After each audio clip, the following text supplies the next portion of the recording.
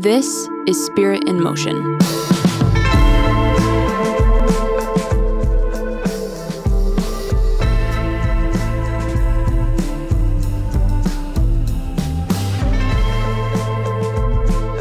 Hey, welcome to the podcast, Spirit in Motion. I'm Adam. I'm Whit. You're Whit. And today we're talking about cancel culture. Yes. Everybody's favorite. It's a hot topic. That's what Right. that's what we're following. I thought of this. This might not make the podcast, but I've been meaning to say this every week. One of the things I really like about our podcast when I listen to it is the music in our podcast. Mm-hmm. And that was created by our friend James McAllister. That's right. And James said he's been listening to the podcast, so shout out to James. Shout out to James.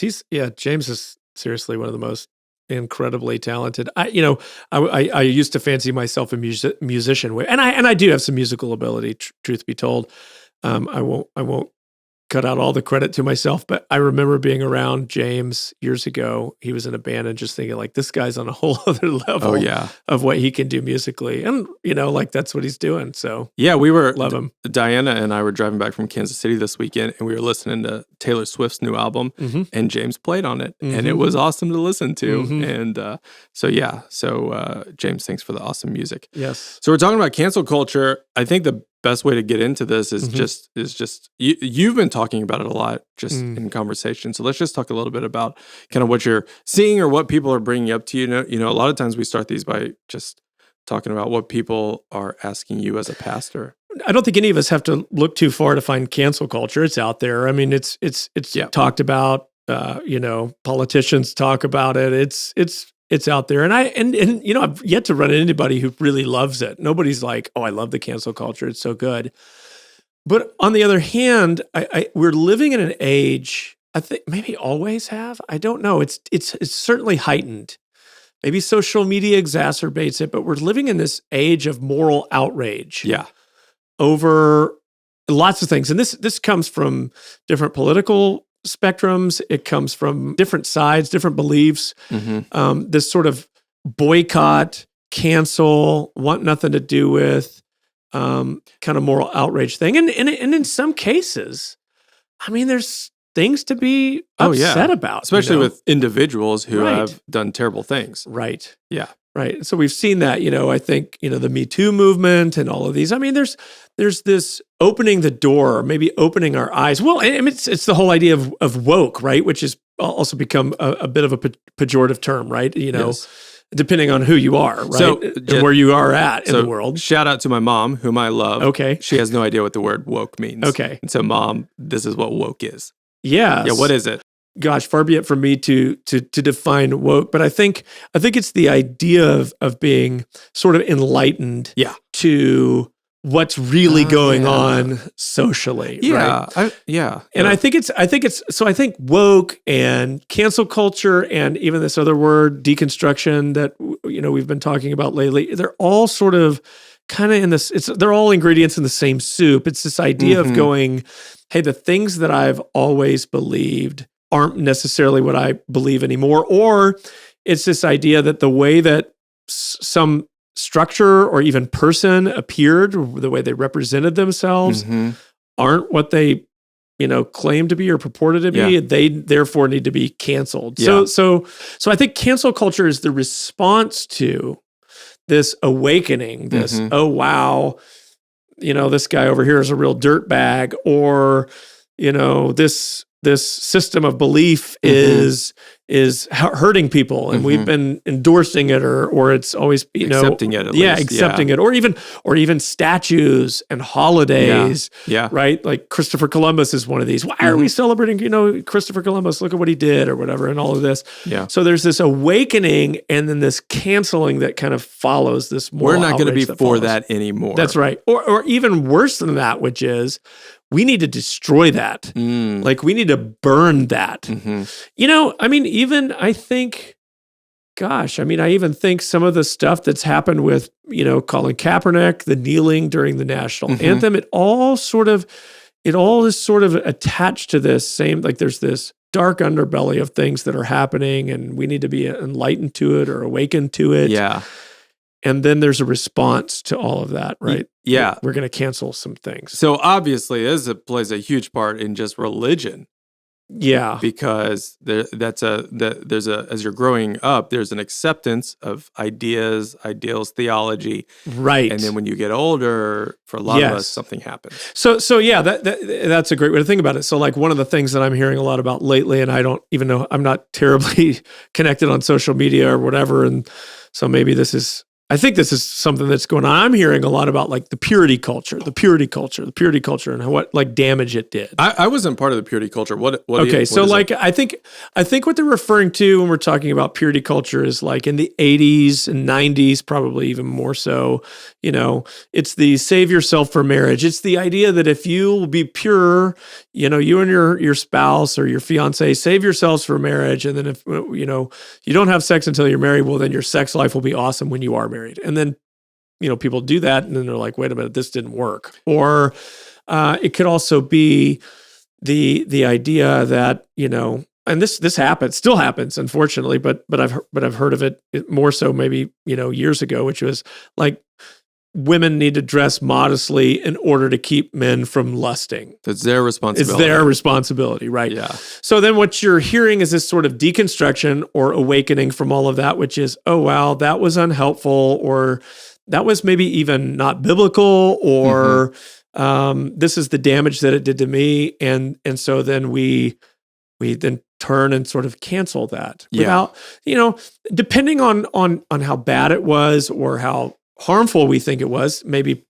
sort of, you know, is the reaction will be sort of equally as strong. So in the form of purity culture, or in the case of purity culture, I'm not hearing like all this backlash and outrage, but I am hearing people going like, yeah, that wasn't good. Yeah. That shouldn't have been that way. It's happening there. And then I think it's happening with people's church experiences. I mean, I think church hurt plays a role in all of this. You know, I bought into the whole mega church thing, and then, you know, I was hurt, and now I'm deconstructing from all of that. Yeah. And then now I'm canceling mega churches. So I right? cancel it in my life, at least. Yeah. So I'm not a part of that anymore or whatever. And then I think in an extreme case, as far as faith's concerned, I mean, you just walk away from your faith altogether. Yeah. I mean, the comedian Pete Holmes wrote a whole book based around the idea of purity culture. Oh, did he? Yeah, where he and his girlfriend were, you know, subscribed to that belief, got married, and then she cheated on him. Wow. So what he put all of his stock into, it didn't work. Yeah. And so he walked away from the faith, and he's on a crazy different journey. A totally different journey. Yeah. Trying to figure things out. Yeah, and he's come back a little bit to Jesus, but it's not the way it was before. Yes. So and I think it just communicates that that when something can damage you like that, yes, what the phrase we were saying, you throw the baby out with the bathwater. Right. It's all bad. Yeah. Well, I think what's happening, Adam, is I'm seeing this, and I'm seeing it in like my kids' humor with, you know, the shows they watch, to the memes that they enjoy or whatever, is this vein, maybe I might even say this like strong current of cynicism and sarcasm. A lot of cynicism. Yeah. That rolls through, like all of our humor is so sarcastic and cynical, to where things that like, it makes you wonder or ask the question, like, is there anything pure? Is there anything good? Or do we just tear everything down? Yeah. And I think that's my concern.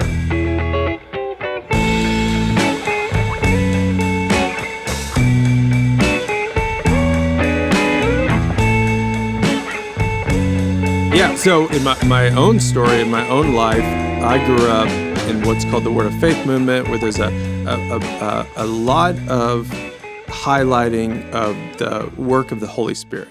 Okay. And I've got some negative, and it's not anyone's fault, but I've had some negative experiences with that in my life. Right. That I've gotten to a place where I just canceled that part of the Bible. Okay. Right. Yeah. And it's just, I was telling you this morning, it's just been recently that I've started to say, all right, I'm going to devote some time to I mean, I'm deconstructing it. Yes. And I was telling my friend Stephen Posey at lunch today, what I'm finding is I've done myself and my family a disservice. Yes. Because I've said it's all bad. Yeah, so we just avoid it.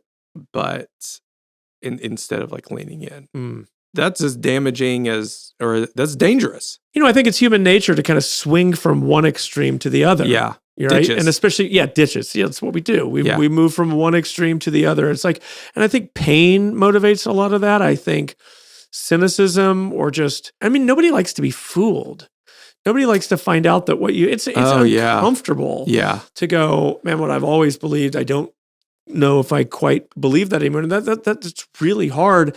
And what that does is it leads to this kind of house of cards effect that I think we talked a little bit about in the doubt episode, where it's like, oh, well, if that's not true, well, then what about this? Or what about this? Or what about this? And we end up, and I think that's what I'm seeing, is that it seems as though we're going too far with this. Like it's okay to have questions. I mean, I think that's a great thing. In fact, I think it's actually really unhelpful to just believe things or to have a faith that, your parents just handed you. And it's like, well, I just believe it. Like, I don't think that the Bible asks you to have a sort of blinders on, head in the sand, plug your ears, don't pay attention to the facts kind of faith. I think the Bible actually is quite the opposite. It invites you into the difficult questions. I mean, the book of Ecclesiastes asks some really hard questions of God. Job, same thing. The Psalms, same thing. I mean, there's so much honesty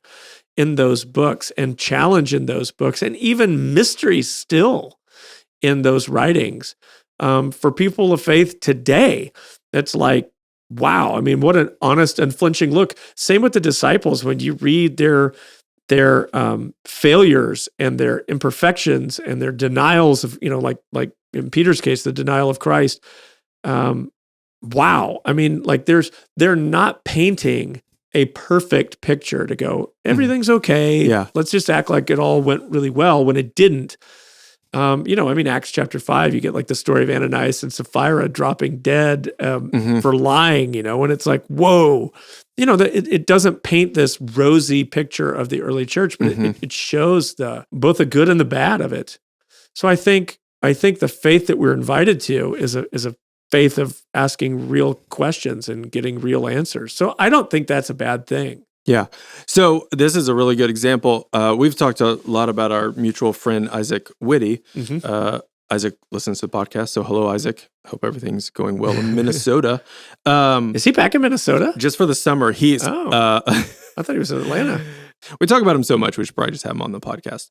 But he grew up similar to us and then walked away from his faith for years. Yes. Hit rock bottom. Yes. And had an encounter with God, and he came back to God. Right. And when I was talking to him about this morning, he said one of the questions that really sent me on a journey away from God was, I thought to myself, if God really is all powerful, doesn't that mean he made some people knowing they were going to end up in hell? Right. I have a problem with that. Yeah. And so he just walked away. Like, not from that moment, but eventually, instead of leaning into it and being like, all right, let's figure this out. Sure. Which he wishes he would have done. Wow. He didn't say that, but I would have.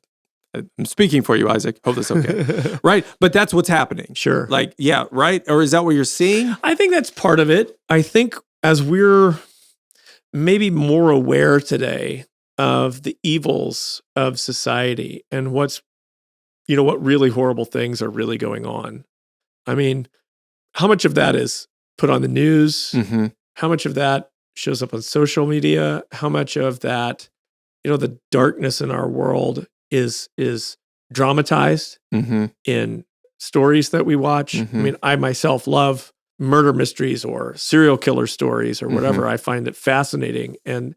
But how much of that is in our, saturated into us? And so we're living in this world of all this brokenness, and how much of our canceling is actually an effort to sort of separate ourselves or cleanse ourselves from the parts of our world that and maybe even ourselves, that we see are evil. Put ourselves on a moral high ground. Exactly. Yeah. Exactly. Yeah. So I love it when you talk about this. And this is a good transition into, you're basically putting ideas or people into one of two boxes. Okay. Yeah, sure. Good or bad. Yeah. That person's good, that person's bad, or that idea is good and that idea is bad. Maybe it's more complicated than that. Yeah. And I think it is. Yeah, I think it is because, I mean, are there evil people in the world? Yeah. Am I completely good even now that I'm a Christian and, serving Jesus? Yeah. No. Right. And I think that's part of what is the interesting dynamic of human nature is there's this duality to us. There's both a good and a bad. Yeah. It's where was I seeing this? It's like we think of kids as being so sweet and innocent, but then you see I think my sister Sally was talking about this on social. She has her oldest is an only child at the moment is Dot, who's a little maybe 1.5 years old now, and they're about to have a little boy, her and her husband. And so she was asking, for stories of what happened when your oldest or one of your kids, found, the new baby comes home, how they respond. And like a lot of cases, wow. Yeah. Like little kids. I mean, in their cute way, but it's like, take them back to the hospital or covering them up or I want to get rid of them. That part of human nature is, I mean, that behavior in adults would be despicable. Yeah. We tolerate it because it's a child and they don't know any better, but it's natural to the way that they behave. And so there's this duality in us of both good and evil. And I think in order to kind of deal with our guilt, we want to categorize people that we see as worse than us and throw them into one category of like put them over there with the bad people. And we're over here with the good people, the woke people or the right people, the people who are doing it correctly, the godly people, however you want to define it. Yeah. Essentially, woke, I think, to put it in biblical language, is just another way of saying righteous. Yeah, so I think the biblical word for that is righteous, right? Which means in right standing. I remember hearing this in Christian school or whatever. It's like righteous means I'm in right standing, but it means... It means you're justified. It means you're one of the good people. You're on the right side of history, so to speak. Yeah. And I think we're all searching for righteousness. Yeah. What makes me one of the good guys? What makes me one of the good people? Wow. And so we're finding ways to do that socially by drawing dividing lines. You're lines racist, I'm not. Exactly. Yeah. Yeah. You're ruining the country. I'm not. Wow. I mean, we're finding all sorts of ways to divide the world between the righteous and the unrighteous. And then what we want to do is atone for ourselves by figuratively killing off the unrighteous people. Just verbally or... Yeah, but I think it's because that's what we can get away with. Yeah. But it's the same idea. The cancel culture is a similar idea to the whole notion of lynching, mob justice, mob rule, which is let's get outraged, let's get fired up about our outrage. Now let's go hang the person. Wow. That we kind of put as the scapegoat. There was an ancient Jewish practice. There was a day, it's just so cool and wild to think about. There was a day called the Day of Atonement. Yom Kippur came once a year. And on that day, there was a practice that God instituted for his people it was this scapegoat. And what you would do is the high priest would have this goat, that he would put his hands on this goat, and then he would confess the sins of the people, the whole nation. He would confess their sins onto this goat. He was transferring the guilt of the people onto this scapegoat. And this is a thing God was having him do? Yeah, way back when. Okay. So you're putting the guilt, all of our guilt, all of our sin, all of our shame, all of our unrighteousness is transferred onto this goat. And then that goat would be sent out of the community. Like they would, it would be driven out. Go away, cast away. You're not part of this anymore. Which is so fascinating when you think about how does that play out? What's happening with cancel culture? Yeah. That's what we're doing. You're not part of us anymore. I'm transferring my sin onto you, the sins of the community onto you.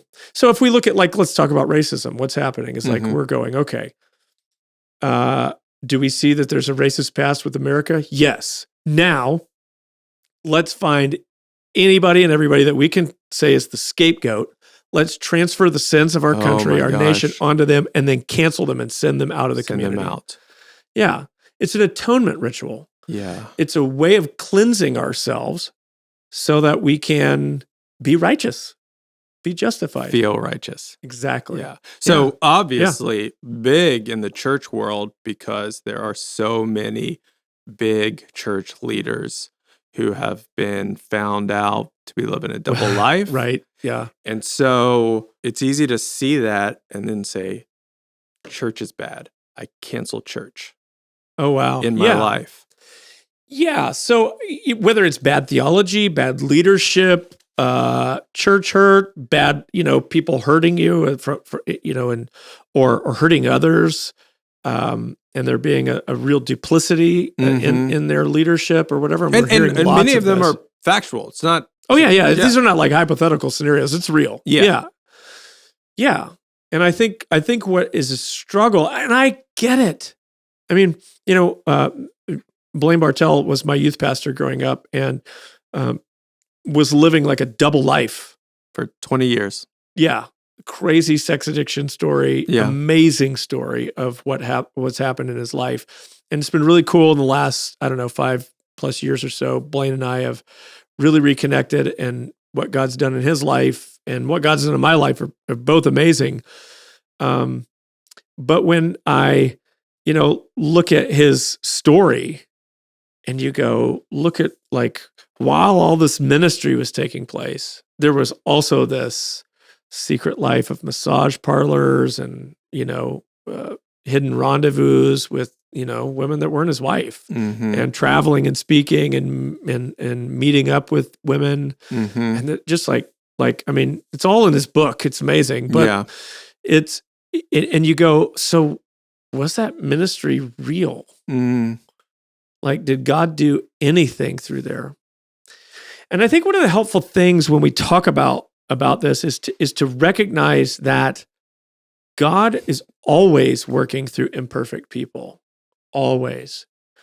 And that doesn't mean then that we should then wink at bad behavior or go, well, we're all flawed. Keep on going, buddy.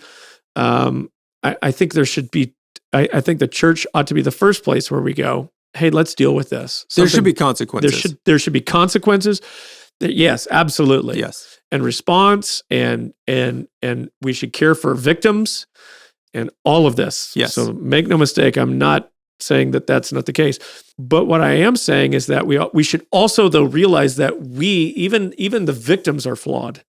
That we're all guilty before. None of us stands righteous.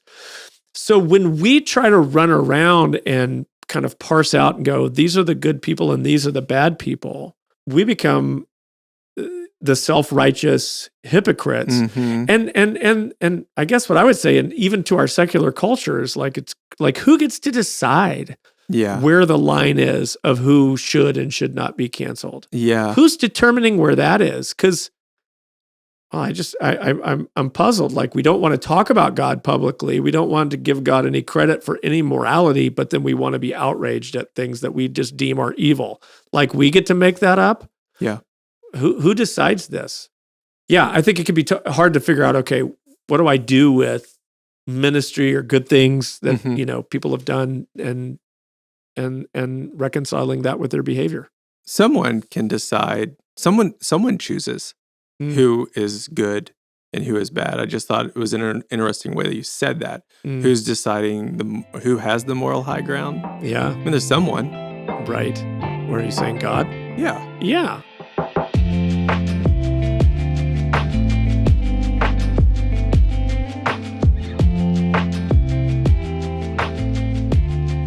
Yeah, so like I'm a follower of Christ, and what is my response in the middle of cancel culture?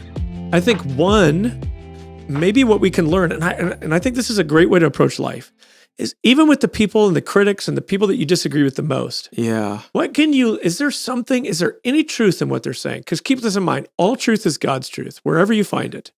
All truth is God's truth. So if there's, a good principle from another religion, it doesn't mean all religions lead to Christianity. It means, I got to be careful there and clarify, right? It means that anything that anybody gets right anywhere, I think it's James says that every good and perfect gift comes from above. Yeah. So all truth is God's truth, wherever we bump into it. And so when I'm looking at any people that I disagree with, even people that might be my biggest critics, I go, okay, is there something to be learned here? Is there some element of truth in what they're saying? And I think one of the things that the church can learn from the cancel culture is to maybe be a little bit more responsive on issues of justice. I think where the church has, let's take the Catholic Church, for example, has covered up gross sexual misconduct. I think that's part of it. It's like, because we didn't step up. When leaders, well-known Christian leaders, get a free pass for things that other people wouldn't get a free pass for. Yeah. And we turn a blind eye and we let people stay in power, I think we not only do damage to the cause of Christ, but we enable or we embolden a sort of cry for justice. And so I think we then ought to be a little bit more, I think, aware of and maybe willing to advocate for justice where we see injustice and to be real about those things. Yeah. But then I think also it means that I don't get to cancel people the way that the world does. And here's why. Because if canceling people is an atonement ritual, it's a way of kind of killing off people, so to speak. Casting them out. Yeah. Or in a sense, crucifying them, which is oddly enough, probably a term that gets used in cancel culture. They got crucified, right? What does that mean? It's no mistake that we're using atonement language for people that have been canceled and eviscerated. What I think is important about this is to recognize that as a Christ follower, atonement has already been made. A sacrifice has already been made. Jesus died. I don't have to kill other people with my words, with my boycotting, with my outrage, with my anger. I don't have to go after other people because he was already canceled. Does that mean I never disagree with anything? No. Does that mean I don't ever advocate for justice? No, not at all. It just means that I'm not going through the process in the same with the same kind of moral outrage that maybe our culture is. Because I recognize that I'm guilty too, that I'm only who I am because of grace, which gives me a grace for other people. I've said this for a while now, that it's hard to extend grace to other people when you feel like you've earned it yourself. When I feel like I'm on the side of the good people, I'm on the right side of history. Whether it's secular, Christian, whatever, I'm one of the good ones. It's really hard for me to extend grace to somebody else because, well, I'm invalidating the very ground that I'm standing on. So you're saying you need to earn it too. I earned it, you earned it too. Exactly. Yeah. I've been good. So to give you grace invalidates my record. Yeah. Because it eliminates it. It means that I stand where I stand through no merit of my own. Yeah. So I think then what that means for the Christ follower is that there ought to be a humility about me.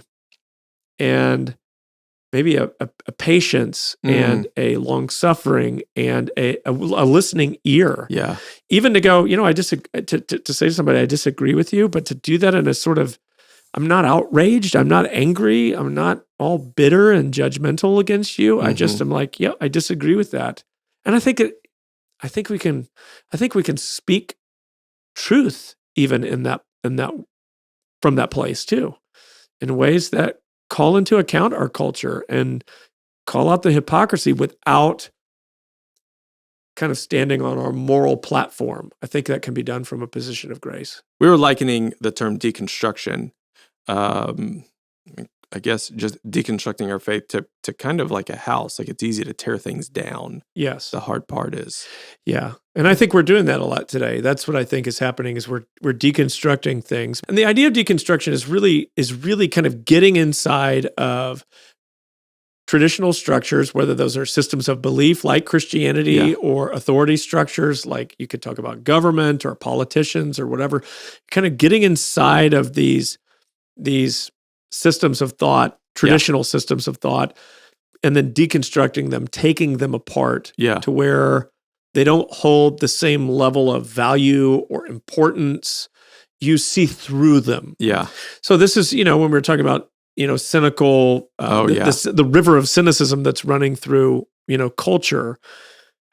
That's part of what I'm talking about. It's a way of going, we value these things. Oh, how silly that we do. Or or we've always held them up as a hero, but how silly that we've done that. Right. Or this is how, rich white women are, or rich white people are, or whatever. Any, there's a lot of different ways you could come at this. And you start, what you end up with though, what I'm fearful of is that we're tearing everything down. It's like a bunch of looters going through a city, destroying everything, but leaving nothing in our wake but destruction. Yeah. And I don't think that's helpful. So I do think there's a value in asking questions and processing through in a real honest and humble way.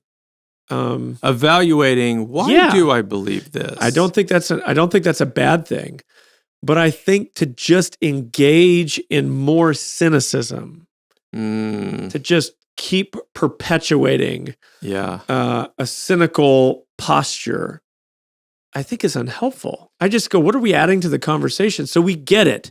They were flawed. John Wayne wasn't who we thought he was. Okay. What are you going to, what do we do now?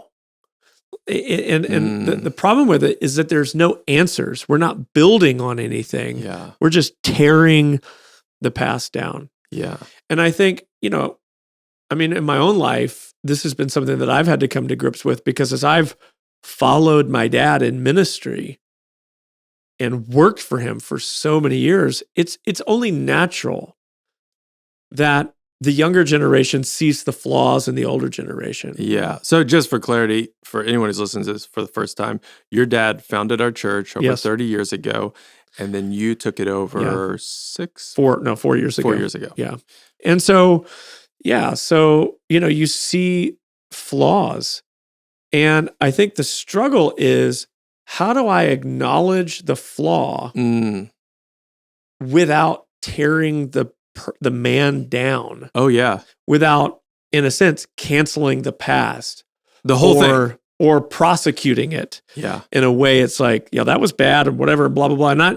And there's a real arrogance in all of this. I mean, I've lived it, because what ends up happening is you end up becoming in your own mind, the savior on the white horse rolling in. Let me show you the way. Let me show you how this ought to be, without, I think we don't realize, we're not only demonizing who's come before us and invalidating the experiences of everyone that's come before us. All of it. But then we're posturing ourselves as the great savior. Oh, yeah. And I think the Christian position on this is, if we're all sinners, then that means I'm flawed too.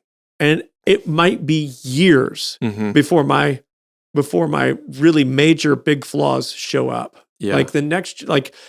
Am I really so arrogant to think that we've finally arrived with my leadership? I'm the one who's bringing in all the right Finally, he got here. We're just waiting for him to grow up. Exactly. Well, I mean, it came out so arrogant.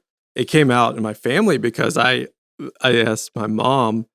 I said, "Hey, Mom, did you know that I'm part of a podcast?" And normally my mom celebrates everything that I do. Oh, right. She's my biggest fan, and normally she would be like, "Oh yeah, honey, you're gonna be famous." Right. Like that's what she would say, and I'm very appreciative of that, Mom. But she goes, "Mm-hmm," and I said, "Do you not like it?" And she said, "I'm learning a lot about you." And I said, "Is there something you want to say?" And she said, "You don't like the way that you were raised." Yeah. And I mean, it was like I had put a dagger in my own heart, because I don't know. I guess I hadn't thought Mom would listen to the podcast. Right. I wasn't being very caring. And I've done the same thing, Adam. And I've caused my parents probably untold hurt just because of the things that you say flippantly or whatever that you just don't think are that big of a deal. And she said to me, "Hun, we were doing what we thought was right." That's it. And she said, "Luna, who's my only daughter, my only kid, is only 2, but you're gonna learn it as well." And I thought, shoot. It's so true. And it's exactly so what you're true. saying. Like, I'm so arrogant that I'm just like, okay, I'll take it from here. Right. Yeah. And maybe you're experiencing Right. that. You have a 19-year-old now, and you said do. a little bit, you're like, he's gonna. Yeah, there's things that like he's probably going to be in counseling because of me. So I think it's like, how dare we stand in some place of judgment? So here's the thing. It's like, does this mean we can't acknowledge failures and flaws? No. It's just, I think to do so with a humility is, I think, the way of Christ. Yeah. To recognize that the knowledge of God is progressive. In other words, we're gaining knowledge as we go, and hopefully one generation builds upon the next. But why can't we celebrate the great things that God did in the previous generation and learn from the things that we ought to learn from, rather than coming in and going, okay, let's us all fix what was broken then? And I think there's this, maybe because of our woundedness, maybe it's the therapy culture that we live in, where we all want to process and talk about what, all of our wounds. I'm like this because of them. Exactly. Yeah. Like I am the way that I am because of what's happened to me. And I think there's a blame shifting that goes on. And I've been a part of it, and I've had to repent of it and be like, ugh, yeah, I was a part of this. And I think, I just think it's not only, I think it's unhelpful, but I think it's totally antithetical to the way of Jesus. Have you had to have conversations with your parents? And have you? Things are good right now. I might write them a letter or something and just explain some of this. Yeah. Yeah. I've thought about this podcast and how it might affect them if they were to listen. I mean, the video this weekend was the beginning of me apologizing to her. Wow. And it's ironic how easy it is to do on a video that thousands of people will see. And I have yet to have the courage to look her in the eye and say, I'm really sorry. But that's coming. And it was a very healing weekend for us. Good. Yeah. Yeah. Yeah, man. Having a kid, it'll change you. I think it's the balance of being able to go, yeah, there were some things here that weren't great. But then also going, but God, thank you for, and also giving people grace, just like, man, they were doing what they knew to do. Yeah. And it's okay because you're doing what you know to do. Yeah. There's just this arrogance in it all. And it's probably human nature. In fact, I'm certain it is, but it's painful to people who've, gone before you, and it's dishonoring. I think it's, what the biblical command is, honor your father and mother. I just go, yeah, my parents aren't perfect, but man, they did a great job for for the time. Man, I mean, I didn't get talked to about porn, but it's, I look at it and I go, nobody was talking about it. Yeah. It's like, what issues are going on today that I'm not talking about that everybody will be in 15 years? Yeah. And I'm like, shoot, I didn't tell my kids about any of that, and they'll have to process that and deal with it and whatever. It's coming. Yeah. Well, I've been thinking about this a lot. I was talking about it yesterday a little bit, but gratitude isn't as big a part of my life as it should be. And I help people, a lot of people tell stories about drug addiction and alcoholism. I told a story recently about a mom who was addicted to meth and ended up in prison for 5 years away from her son. That wasn't my mom. And I take it for granted. Yes, we do. That she was a Jesus-loving, awesome mom. Yeah.